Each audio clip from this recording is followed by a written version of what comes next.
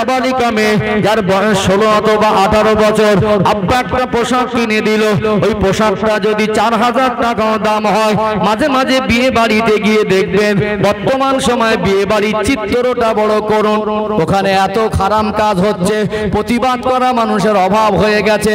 এখন বরযাত্রীদের মধ্যে মহিলাদের সংখ্যা বেশি, এত পরিমাণে সাজসজ্জা, মাঝে মাঝে গিয়ে ইসলামের দৃষ্টি দিয়ে যদি দেখা যায় অনুমান করতে পারবেন না মানুষ কতটা নিচে নেমে গেছে, কতটা আমাদের জীবনে ঘাটতি এসে গেছে।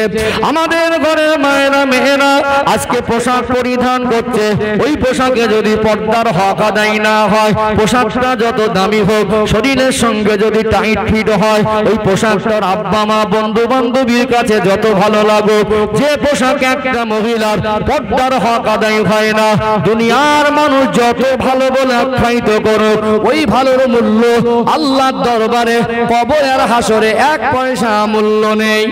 আছে কি?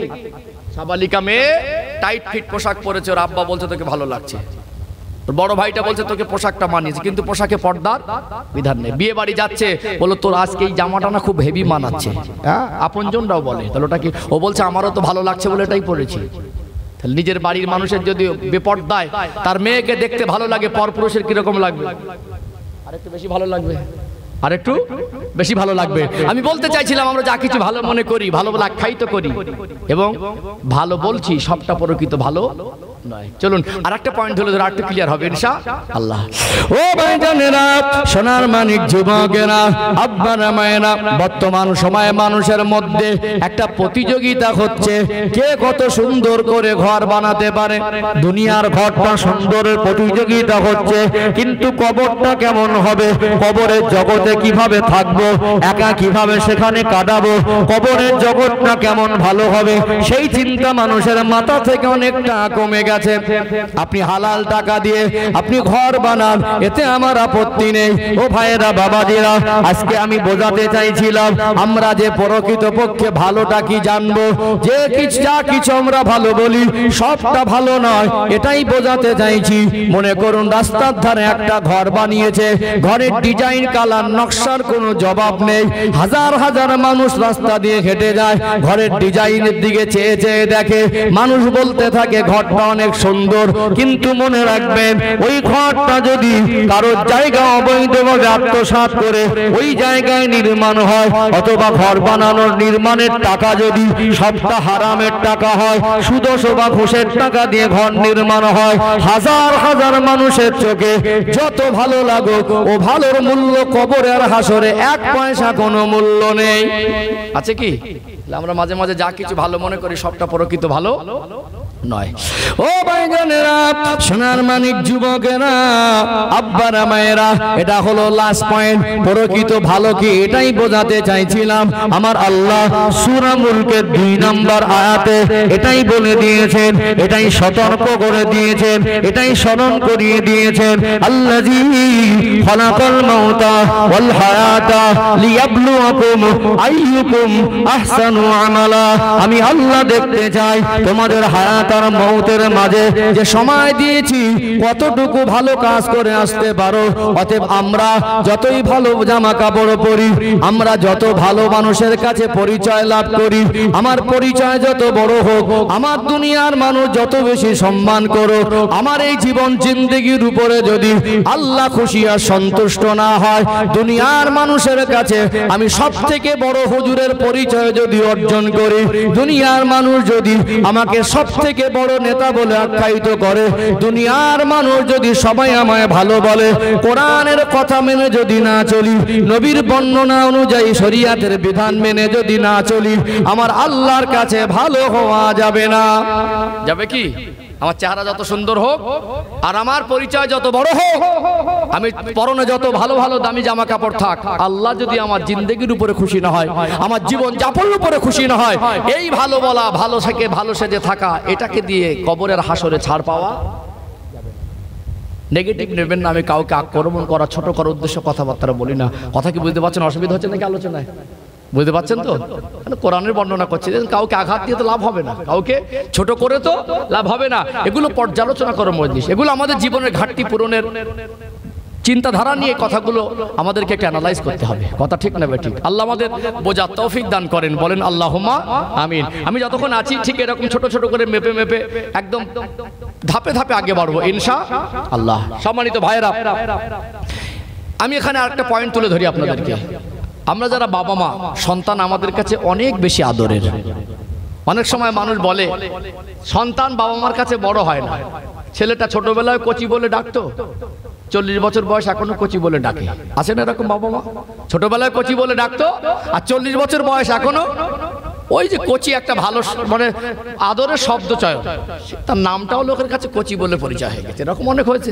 হ্যাঁ, ওই জন্য অনেকে বলে ছেলে পুলে বাবা মার কাছে ও ছোটই থাকে, বড় হয় না। আদর করি আমাদের সন্তানরা, ছেলে হোক অথবা মেয়ে হোক, যতদিন সন্তান বাবা মার বাধ্য হয়ে চলে, কথা মতো চলে, কথার বিরুদ্ধে যায় না, বাবা মা সম্মান রেখে চলে, কোনোদিন কোনো বাবা মা ওই ছেলে আর মেয়ের খারাপ বলে? বরং আমাদের সন্তানদেরকে যদি কেউ খারাপ বলে আমাদের সামনে মনে কষ্ট হয়, এবং আমাদের বাবা মাকে কেউ যদি খারাপ বলে সন্তান সেখানে দাঁড়িয়ে থাকে তার মনে একটা কষ্ট হয়। হয় কি হয় না? সন্তান যেমন বাবা মার খারাপ বলে না, আর বাবা মা তেমনি সন্তানের খারাপ। হ্যাঁ, একটা সময় খারাপ বলে, হয়তো ঝগড়া হয়ে গেল, অশান্তি হয়ে গেল, ছেলে বাবা মার হক নষ্ট করলো, বাবা মা ছেলের হক নষ্ট করলো, এরকম একটা পর্যায়ে গিয়ে একে অপরের বদনাম করতে পারে, খারাপই বর্ণনা করতে পারে। যতদিন সুসম্পর্ক থাকে, যতদিন একে অপরের কথা মেনে চলে, যে যার হক আদায় করে চলে, তখন কিন্তু কেউ কারোর বদনাম করে না। আর একটু ক্লিয়ার করি, বুঝে আসবে আপনাদের। আমি একটু বাস্তব উদাহরণ দিয়ে অভ্যস্ত।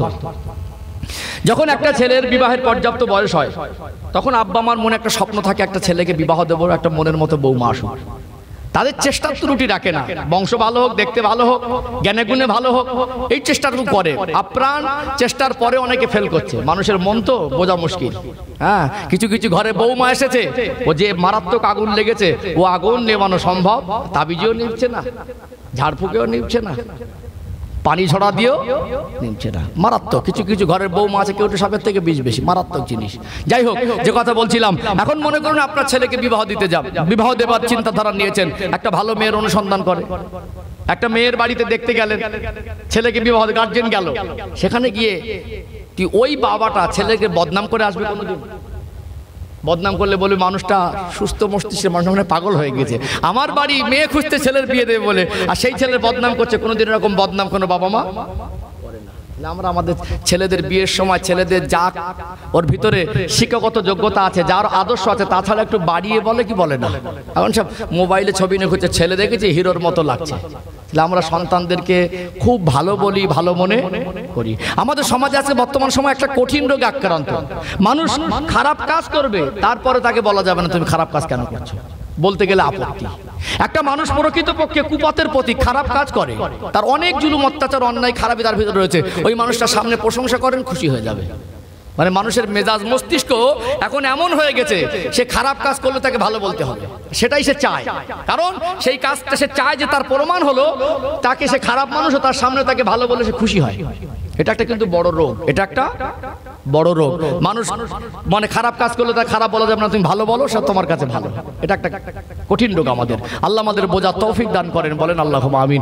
আমরা আমাদের সন্তানদের খারাপ বলি না, আমরা সব সময় যখন বাধ্য হয়ে চলে ভালো বলি। কিন্তু মনে রাখবেন, আমাদের সন্তান আমাদের কাছে যত বেশি ভালো হোক, আমার গ্রামের মানুষের কাছে যত বেশি ভালো হোক, আমার কাছে যত বেশি আদরের হোক, ওই সন্তানের ভিতরে যদি ইসলামিক আদর্শ না থাকে, ওই সন্তানের ভিতরে যদি ইসলামের নিয়ম কানুন না থাকে, ওই সন্তানের জীবনে যদি ইসলামের আলো না থাকে, আল্লাহর মহব্বত আর নবীর ভালোবাসা না থাকে, ওই সন্তানের ভালো বলে আমরা জান্নাত পর্যন্ত পৌঁছে দিতে পারবো না। তাহলে আমরা আমাদের সন্তানকে যা ভালো বলি আর ভালো মনে করি, প্রশংসা করি মানুষের, প্রকৃতপক্ষে আল্লাহর কাছে যদি ভালো না হয়, ও প্রশংসা নিয়েও জান্নাতে যাওয়া সম্ভব। আর ওই প্রশংসা কুড়িয়ে বস্তা বোঝাই করে কবরে নিয়ে গেলে আল্লাহর শরিয়াতের দৃষ্টিতে, কোরআনের বর্ণনা অনুযায়ী আল্লাহর কাছে পছন্দের জীবন তৈরি করতে যদি না পারি, কবরেও নাজাত পাওয়া যাবে না। আলোচনা বুঝতে পারছেন তো? চলুন আমি আরেকটু ক্লিয়ার করি, আপনাদের পরিষ্কার হবে ইনশাআল্লাহ। আমি একজন সাহাবার আদর্শ একটু তুলে ধরি, তাতে আরেকটু ক্লিয়ার হয়ে যাবেন ইনশাআল্লাহ।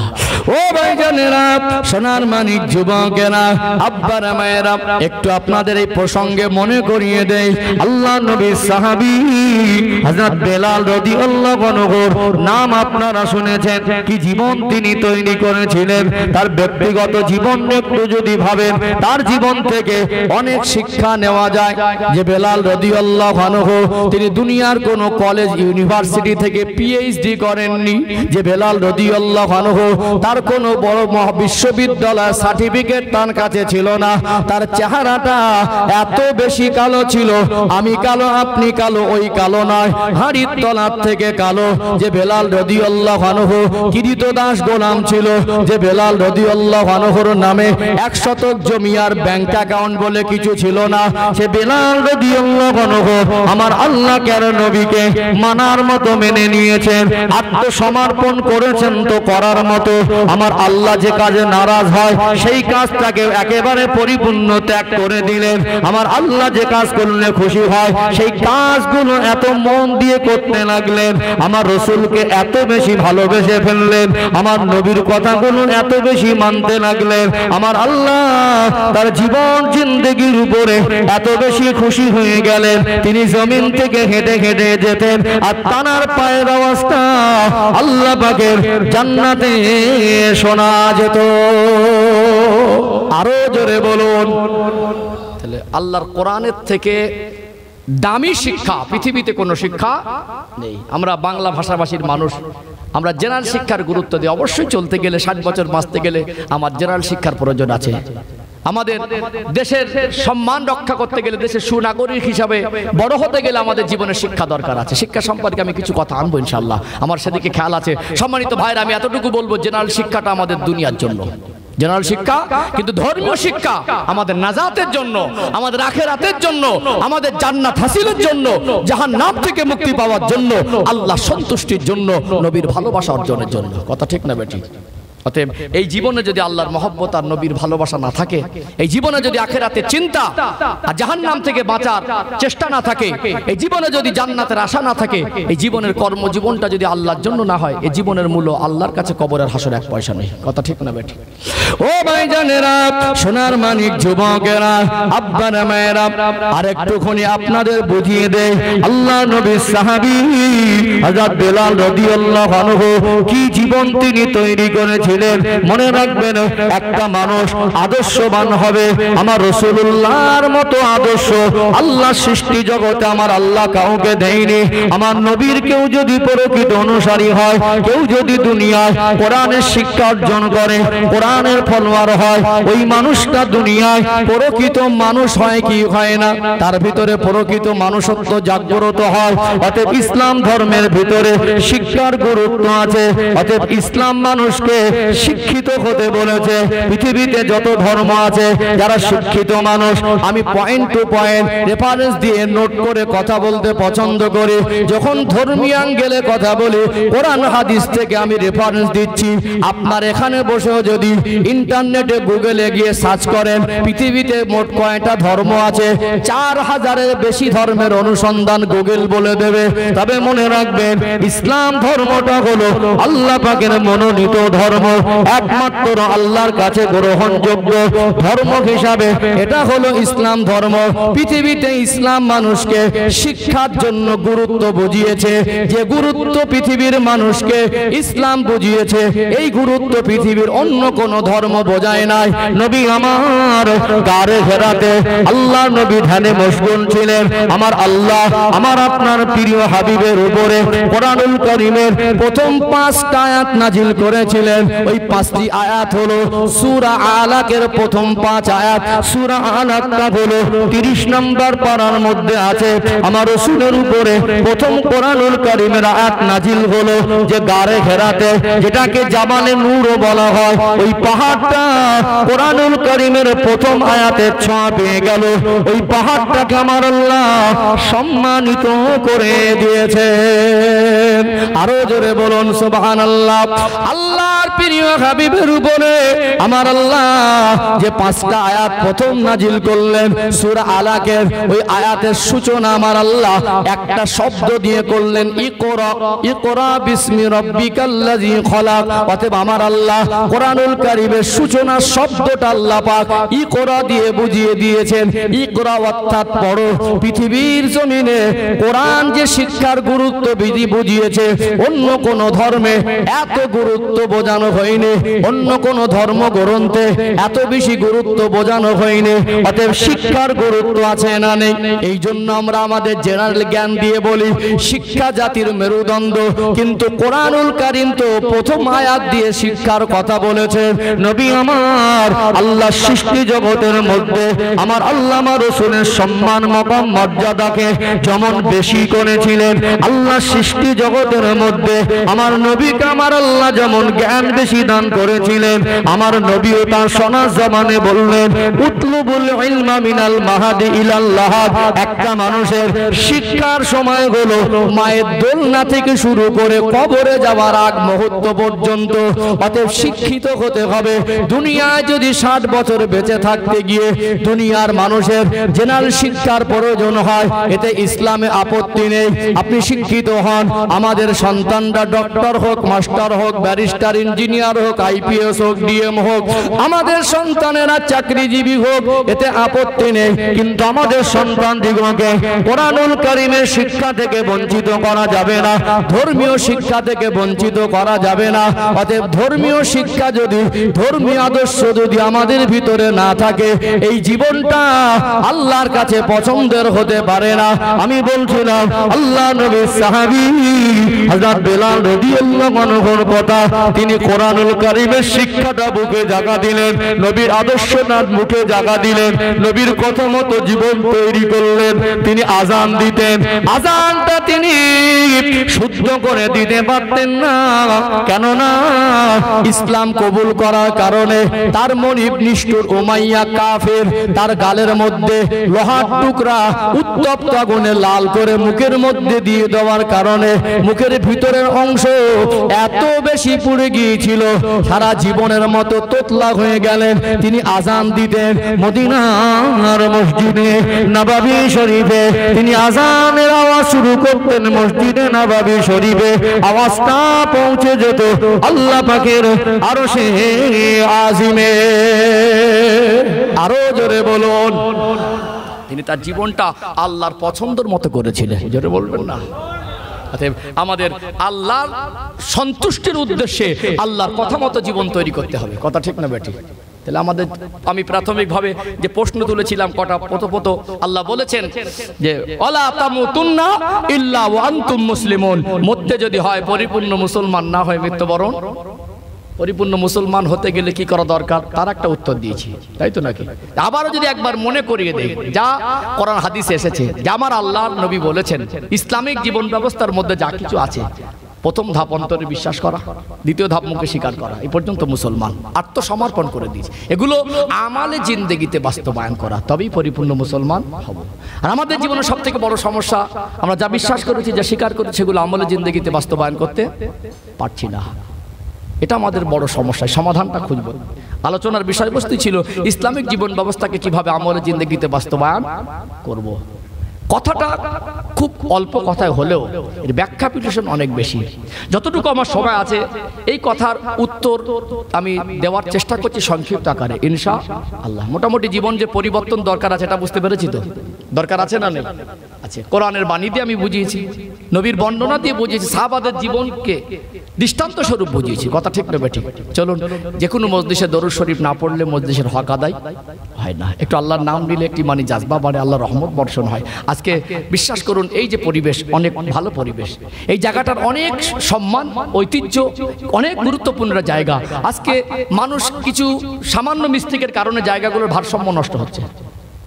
আমি এখান থেকে মাঝে মাঝে বলি, বর্তমান সময় খুব করুণ দৃশ্য আমাদের দেখতে জলসা মাহফিলকে কেন্দ্র করে। যদি আমার কথাবার্তা, শব্দচয়নে, আলোচনায় যদি মনে হয় যে অযোগ্য, আমার থেকে এড়িয়ে চলবেন। এই জায়গাটা খুব গুরুত্বপূর্ণ। এই জায়গা থেকে আজকে মানুষ যেগুলো আশা করছিল সেগুলোর ভারসাম্য নষ্ট হচ্ছে। কেন? এখানে যদি কোনো অযোগ্য ব্যক্তিকে বসিয়ে দেন, কিছু শিক্ষিত মানুষ তার ভাষা ভঙ্গি শব্দচয়ন এসে বসতে চায় না। কথা ঠিক না বেঠিক? এটা তো সকলের জন্য, মানে কোরআনুল কারীম এসেছে শুধু ওই নামাজি মুসল্লি মজদুরের জন্য নয়, শুধু মুসলমানদের জন্য নয়, মানুষ্য জাতির জন্য। কথা ঠিক না বেঠিক? আমার নবী শুধু মুসলমানদের নবী নয়, ওই কজন নামাজি মুসল্লি কজন, এরাই কটা মনে করে এদেরই সব ইসলাম ধর্ম। হ্যাঁ, কিছু মানুষ মনে করে আমি হুজুর, আমি নেতা, কিছু মানুষ মনে করে আমি পয়সাওয়ালা, আমি ব্যবসায়ী। ওসব যা করে মাঝে সাথে টাকা দিতে হয়, দেবো, ওতে কোনো যায় আসে না। এরকম চিন্তাধারা চললে হবে না। কোরআনুল কারীমের মজলিসে সবাইকে বসতে হবে, কোরআনের বাণী সবাইকে শুনতে হবে। আমি এখানে বসেছি কাউকে আক্রমণ করা, ছোট করা, এগুলো তো উচিত নয়। গুছিয়ে কোরআনের বাণী ব্যাখ্যা দেওয়া।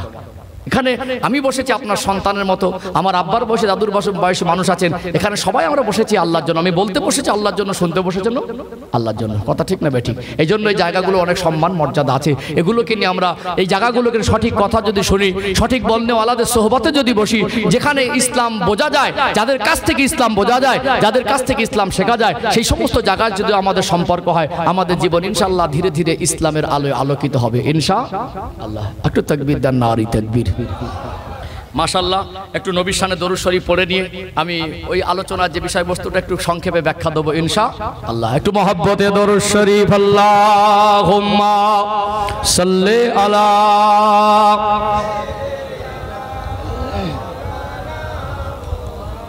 ওয়া আলা আলি সাইয়্যিদিনা हब्बे अहमद अजल ही सीने में है, मैं यहाँ हूँ मेरा दिल मदीने में है। फूल तो फूल काटूं क्या हुस्न है, लुत्फ़े जन्नत से बढ़कर मदीने में है। अल्लाहुम्मा सल्ले अला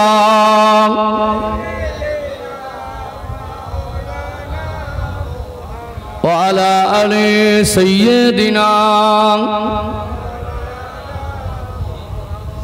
इन हवाओं से कह दो ना आए इधर, मुझको खुशबू की कोई ज़रूरत नहीं, जिनके खुशबू से महका सारा जहां, खुशबू नबी के पसीने में है। अल्लाहुम्मा सल्ले अला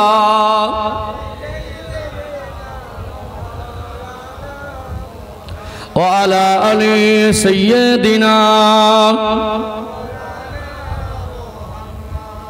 একটু জেগের কোন লা ইলাহা ইল্লাল্লাহ, লা ইলাহা ইল্লাল্লাহ, লা ইলাহা ইল্লাল্লাহ মুহাম্মাদুর রাসূলুল্লাহ সাল্লাল্লাহু আলাইহি ওয়াসাল্লাম। সবাই বলেন হাসবি রব্বি জাল্লাল্লাহ।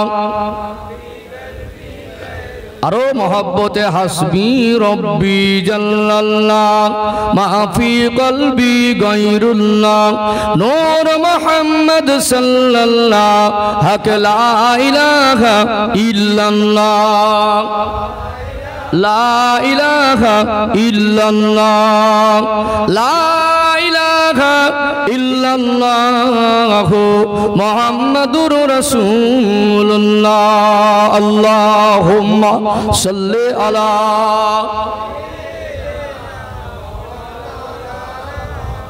ওয়া আলা আলি সাইয়্যিদিনা।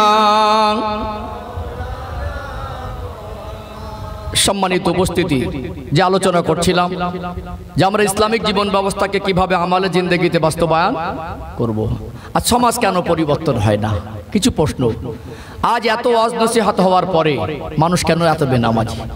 আজ এত ওয়াজ নসিহত হওয়ার পরে মানুষ বারবার বলছে আমরা উন্নত হয়েছি, কিন্তু মানুষের জীবনে কেন আমলের উন্নতি হয়নি? মনুষ্যত্বের উন্নত কেন হয়নি? আজকে কেন এত মানুষ বেপর্দায় চলছে? আজকে কেন সুদ ঘুষ বাজারে আছে? আজ কেন আমাদের সন্তানরা মদের দোকান লাইন দিচ্ছে? কেন আমাদের ছেলেরা গাঁজায় দম দিচ্ছে? আজ কেন মানুষের ভিতর থেকে ইনসাফ উঠে গেছে? এগুলো আমাদের কাছে প্রশ্ন। কথা ঠিক না বেঠিক? এর পরিবর্তন কিভাবে? কিভাবে পরিবর্তন হবে? পরিবর্তন কারা করে দেবে? এই প্রশ্নগুলো আমাদের মনে ঘুরছে। কথা ঠিক না বেঠিক?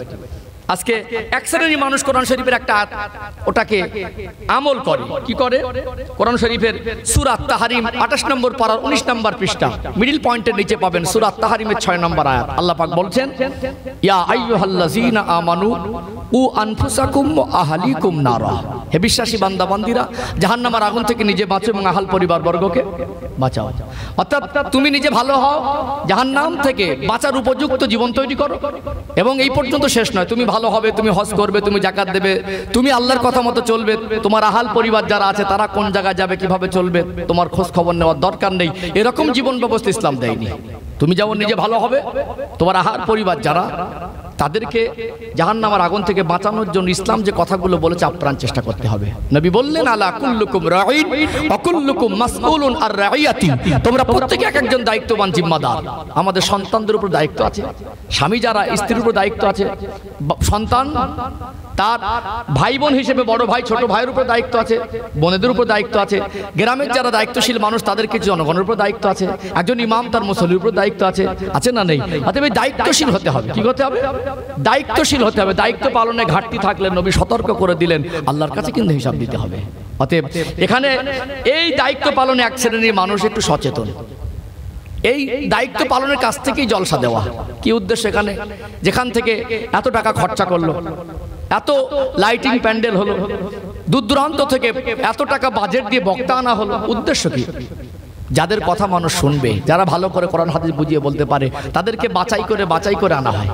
তাদেরকে, আমি নিজে অযোগ্যটা আমি অস্বীকার করি, আছে যোগ্য মানুষ, তারপরে তাদেরকে বাছাই করে আনা হয়।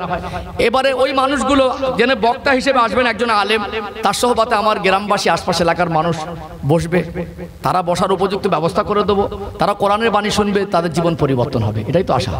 এবং তারা এই আশা আকাঙ্ক্ষা থেকে একজন বক্তা, একজন মুকারি, একজন দিনের দায়ীকে বলে, হুজুর একটু ভালো করে ওয়াজ করেন, মানুষ যেন নামাজি হয়, এটা তাদের আশা থাকে না? হুজুর একটু ভালো করে ওয়াজ করেন, মানুষ যেন পর্দানশীনা হয়, হুজুর একটু ভালো করে ওয়াজ করেন, এলাকা যেন সুদ ঘুষ কমে যায়। এক এক জায়গায় গেলে এক এক রকম দাবি কমিটির ছেলেরা করে।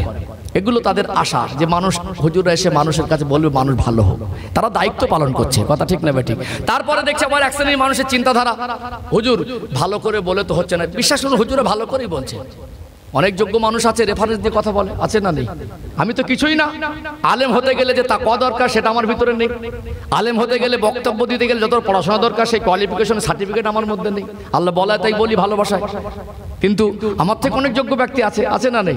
আছে না? তারা রেফারেন্স দিয়ে কথা বলছে। কিছু কিছু আলেমকে শুনবেন, এত অনুরোধ করছে, রিকোয়েস্ট করছে, আবেদন করছে, সম্মান রেখে বলছে। কিছু কিছু বক্তা এরকম বলছে, তোমাদের হাতে না ধরে পায়ে ধরে বলছি ভালো হয়, বলছে না? বলেন আর কি করে বলবে? তারপরে মানুষ ভালো হয় না। এক শ্রেণীর মানুষ মনে করছে এত আদর করে বলে, অনুরোধ করে বলে যখন হচ্ছে না, রেফারেন্স দিয়ে বলে যখন হচ্ছে না, তাহলে মনে হয় কড়া করে বললে ভালো হবে। হুজুর আসার পরে একটা হুজুরকে বলছে, হুজুর একটু কড়া করে দেবেন তো। হুজুর একটু কড়া করে দিল, আমরা আছি, কোনো ব্যাপার না, আপনি একদম চালিয়ে যান, কুচে দেন। হুজুর উঠে একটু কড়া করে দিল, তারপরে পরিবর্তন হচ্ছে না। কথা কি বুঝতে পারছেন? নরম হুজুর এনে হচ্ছে না, এই গরম হুজুর কে আছে নিয়ে, সে হুজুর এসে গরম করে দিচ্ছে, তারপরেও হচ্ছে না। যখন এই চিত্র দেখে এত টাকা খরচা করে বাজেটওয়ালা বক্তা এনে বিরিয়ানি করে, লাইটিং করে, এত খরচা করে যখন মানুষ পরিবর্তন হচ্ছে না, এক শ্রেণীর মানুষ এখান থেকে একটা প্রশ্ন তুলছে, এই এত টাকা খরচা করে জলসা দিয়ে যখন মানুষ ভালো হয় না, জলসা দিয়ে লাভ নেই। বলছে কি বলে না? আমাদের জীবনের সমস্যা কিন্তু সমস্যায় থেকে গেছে। আমাদের জীবনের সমস্যার সমাধান খোঁজার চিন্তাধারা থেকে কিছুটা আমরা হটে গেছি। আমরা বিভিন্ন তর্কে বিতর্কে জড়িয়ে পড়ছি। এক শ্রেণীর মানুষ মনে করছে জলসা দিয়েই ভালো হবে, আর এক শ্রেণীর মানুষ মনে করছে জলসা দিয়ে ভালো হয় না বলে ওটা বন্ধ করে দিলে ভালো হবে। এরকম একটা সিচুয়েশনের মধ্যে চলছে কি চলি না? তাহলে আমাদের সমাধান কোথায়? এটা প্রশ্ন। সমাধান আসলে আমি খুব ভালো করে গভীরভাবে ভেবে দেখেছি। কেটে গেছে এক জায়গায়, মলম লাগানো হচ্ছে আর এক জায়গায়। ছোট বাচ্চার যদি হাত ভেঙে যায় ডান হাত, আর বাম হাত যদি ব্যান্ডেজ করে আনা হয়, ওর জীবনের বিপদ কমে না, বরং বেড়ে যায়। যা ছিল তার থেকে ডান হাত ভেঙে গেছে, বাম হাত ব্যান্ডেজ করে একেবারে গলা একটা দড়ি দিয়ে ঝুলিয়ে দিল। তাহলে এই হাতটা তো চলছিল, সেটাও অচল হয়ে গেল। ঠিক আমাদের এরকম একটা সিচুয়েশনের মধ্যে থেকে যাচ্ছি। পরিবর্তন এক জায়গায় খুঁজছি, আর এক জায়গায় আমরা বিতর্কের মধ্যে পড়ে গেছি, হিংসার মধ্যে পড়ে গেছি। আমরা এইরকম সিচুয়েশনের মধ্যে থেকে যাচ্ছি। যখন ওয়াজ করে ভালো হয় না, এক শ্রেণীর মানুষ যেমন জলসা বিরোধী করছে, তেমন আলেমদের বিরুদ্ধে বাজে মন্তব্য করছে। হুজুররা এখন তাদের মুখে আর তাসির নেই, হুজুরদের কথার মানুষ আমল করে না। আচ্ছা বলুন, এখানে আপনাদের প্রশ্ন করি, আমি আপনাকে কি ভালো করতে পারবো? ভালো করার ক্ষমতা কি আমার আছে? তাহলে ভালো হবে কি করে? আর কয়েকটা প্রশ্ন। বর্তমান সময় পরিবর্তন রাস্তা করেছে, কথাগুলো মূল্যায়ন করবেন। আমি ফালতু কথা বলা মানুষ না, আবারও বলছে মেপে কথা বলছি। এখান থেকে যদি ফজর পর্যন্ত আমাকে বসিয়ে দেন, আমি এখান থেকে বলবো নামাজ পড়েন, নামাজ পড়েন, নামাজ পড়েন, সবাই নামাজি হবে। আমি বলবো যে সুদ হারাম, ঘুষ হারাম, মদ হারাম, আমি যা গুছিয়ে বলবো, যারা খাচ্ছে তারা আমার থেকে ভালো করে জানে। যারা বেনামাজি, নামাজ পড়তে হবে, তারা আমার থেকে ভালো করে জানে, কিন্তু ভালো হয় না। তার জন্য দায়ী কে? আর ভালো হবে কিভাবে? এটা কিন্তু বড় প্রশ্ন। এই প্রশ্নের উত্তরগুলো আমাদের খুঁজতে হবে ইনশাআল্লাহ। কথা কি বুঝতে পারছেন? এখানে কাউকে আক্রমণ করে আঘাত দিয়ে ভালো করার ক্ষমতা নেই। আপনার জীবন হুজুর এসে পরিবর্তন করে দিয়ে যেতে পারবেন আপনি যদি পরিবর্তন না হন, আপনি যদি নিজের থেকে ভালো না হন, আপনাকে জোর করে কেউ ভালো করে দিয়ে যেতে পারবে না। আপনি ভালো হবেন না, দোষ ঠেলে দেবেন অন্য লোকের ঘাড়ে। জলসা কেন দিচ্ছেন? জলসা দিয়ে যারা বলে লাভ নেই, এ কথার একটা যথার্থ উত্তর দরকার আছে, আছে না নেই? আছে না? আমি যে সময় পাই শেষের দিকের উত্তরটা একটু সংক্ষেপ আকারে দেবো ইনশাআল্লাহ। চলুন ইসলামিক জীবন ব্যবস্থাকে কিভাবে আমল জিন্দেগিতে বাস্তবায়ন করব। আমরা যে সমস্যার মধ্যে আছি, আমাদের ভিতরে যা জানি সেগুলো আমল করতে পারছি না, এর সমাধানটা খুঁজতে হবে। কথা ঠিক না বেঠিক? এই 3-4টে পয়েন্ট তুলে ধরলে ইনশাআল্লাহ এর সমাধান বা উত্তর বেরিয়ে যাবে ইনশাআল্লাহ। চলুন ছোট ছোট করে কয়েকটা পয়েন্ট তুলে ধরি, উত্তর বেরিয়ে যাবে। উত্তর দেওয়ার জন্য কয়েকটা পয়েন্ট তুলে ধরবো যাতে উত্তরটা সহজে ইনশাআল্লাহ ক্লিয়ার হয়ে যায়। ও ভাইজানেরা, সোনার মানিক যুবকেরা, আব্বারা মায়েরা, কেন সমাজের মানুষ পরিবর্তন হয় না? আজকে কেন এত বেনামাজি? আজকে মানুষের ভিতরে কেন এত খারাপি? কিভাবে পরিবর্তন হবে? ইসলামিক জীবন ব্যবস্থাকে আমরা কিভাবে আমালে জিন্দেগিতে বাস্তবায়ন করব, একটু আপনাদের ছোট্ট ছোট্ট করে ব্যাখ্যা দেই। প্রত্যেকটা মানুষকে দায়িত্বশীল হতে হবে, প্রত্যেকটা মানুষকে তার পরিবারের উপরে দায়িত্ববান হতে হবে। আল্লাহ নবী হুজুর আমার সোনা জবানে বললেন, আলা কুল্লুকুম রাঈন ওয়া কুল্লুকুম মাসউলুন আন রাইয়াতি। তোমরা প্রত্যেকে এক একজন দায়িত্ববান জিম্মাদার। তোমাদের দায়িত্ব কর্তব্য কতটা পালন করেছো আল্লাহর দরবারে হিসাব দিতে হবে।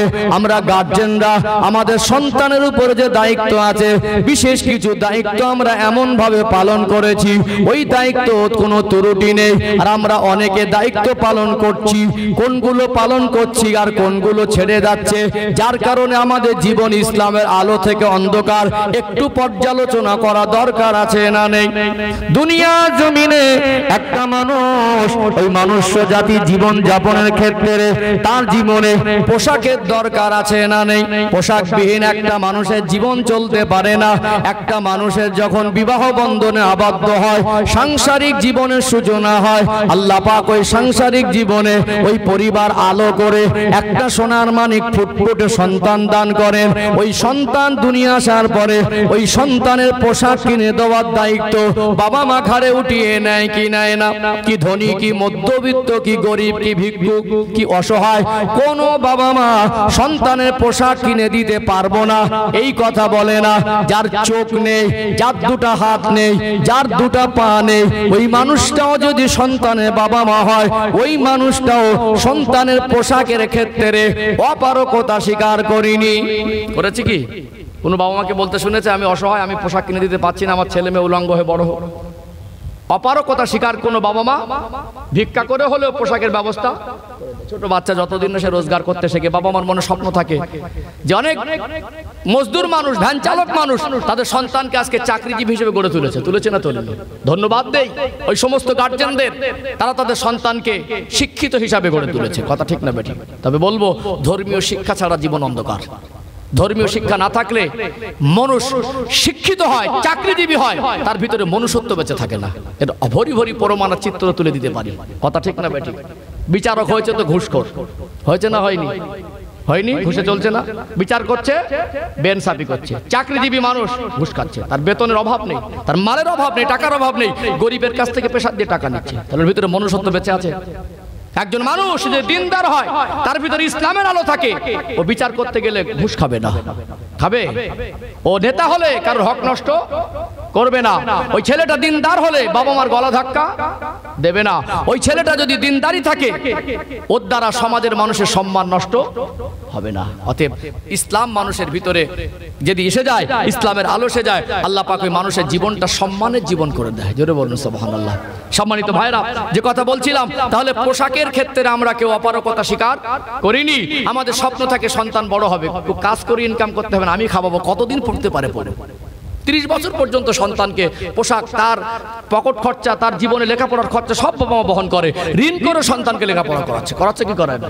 তাহলে আমরা পোশাকের ক্ষেত্রে এ দায়িত্বের ত্রুটি রাখিনি। উপরান্ত আজকে দিনে দেখছি পোশাক দরকার 4টে কিনে দিয়েছি 10টা 12টা স্পেশাল পোশাক তোলা থাকে না?